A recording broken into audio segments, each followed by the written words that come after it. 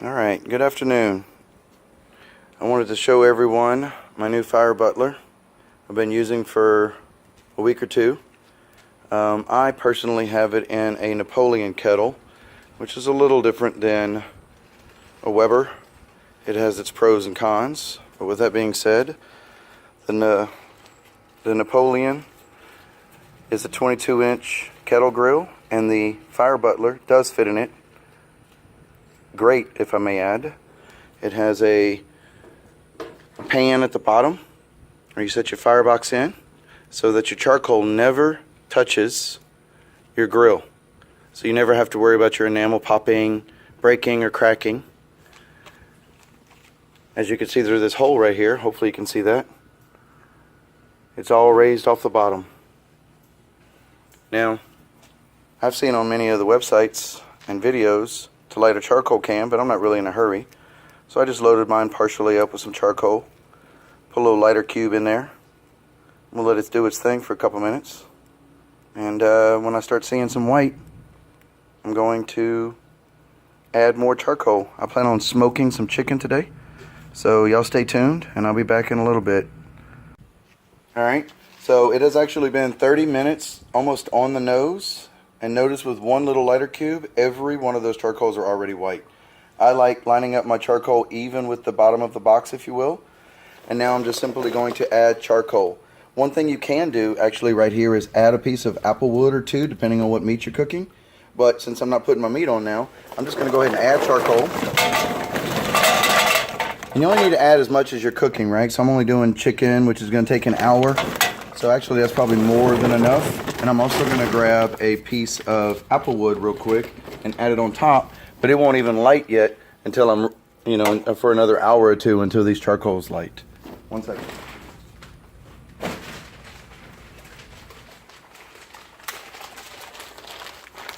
One thing I'd like to note is with a small kettle grill like this, 22-inch kettle grill that we have, you only need, this is going to be way more than enough wood than I need. Matter of fact, that one's dehydrated. That is more than enough wood for chicken. Now for a pork butt, you may want to add another piece or two. But we're just going to let that sit there and kind of cook and start going until I put the chicken on. Alright, so I just put charcoal in here, and this thing is already at 250 degrees, completely closed. But I will let you know this. If I was to put a grate on top of this, I could get this easily to 800 degrees, searing a steak in just 2 or 3 minutes aside. The bottom is completely open, and the top is completely open. But since I'm wanting to slow cook my chicken, I'm actually going to use this nifty little deal here, which is the hibachi grill, wrapped in aluminum foil. I get 2 pieces, fold it over so I can create a seal. And what that does, that creates an air gap above this hibachi pan, so that the grill essentially becomes a smoker.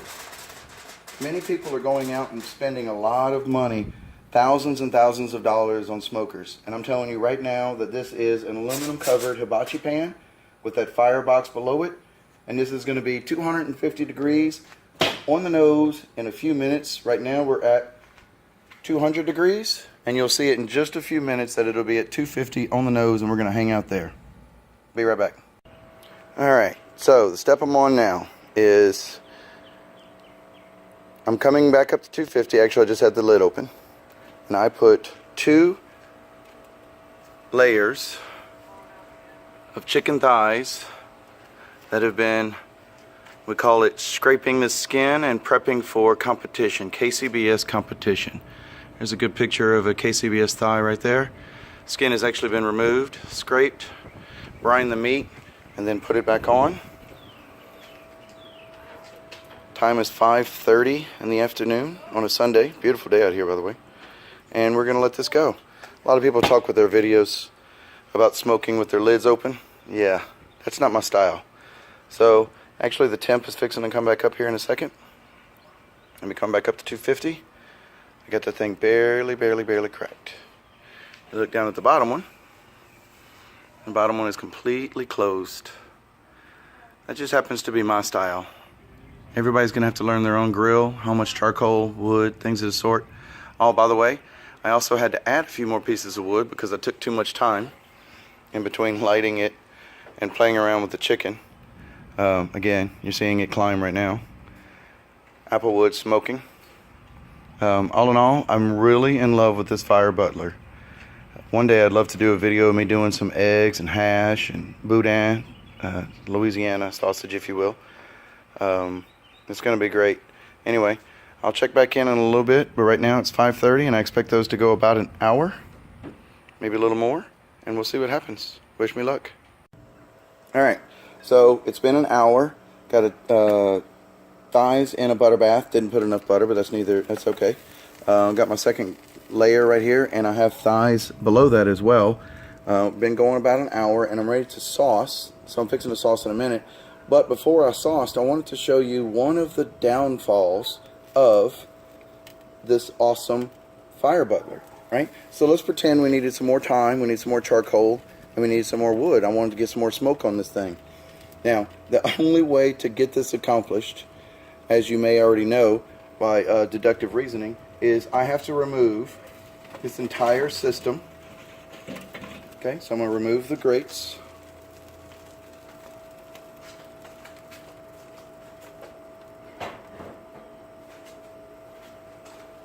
Okay, so the next thing I have to do, oh, now I know where the fire was over there.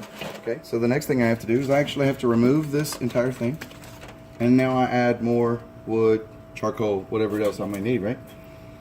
To me, that is the only downfall I can see. So it is imperative, ouch, that's hot. So it is imperative that you set up your smoker with enough charcoal and enough wood to get you through your job.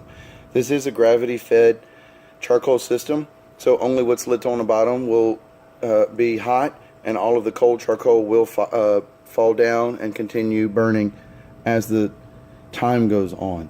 I have smoked 2 butts on this last weekend, but that is the one negative. So with that being said, I'm fixing the sauce, and we'll see what the chicken looks like in a little bit. Thanks. Alright, so this is the last step. What you're seeing here is me re-dipping the chicken. I've already dipped it once, and I am dipping the chicken and putting them in the pan. Fairly simple. In a bowl, give it a little sauce, turn it back over, in the pan. Rinse and repeat.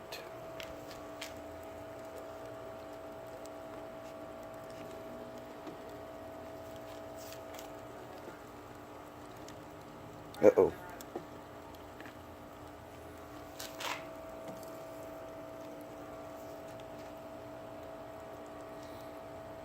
They're pretty, a little dark for my taste.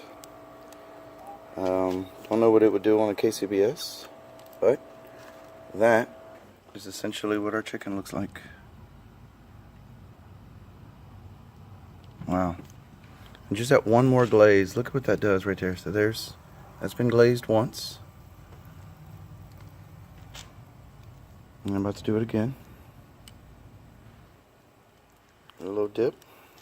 Just a little bit, it's amazing. Just a little bit.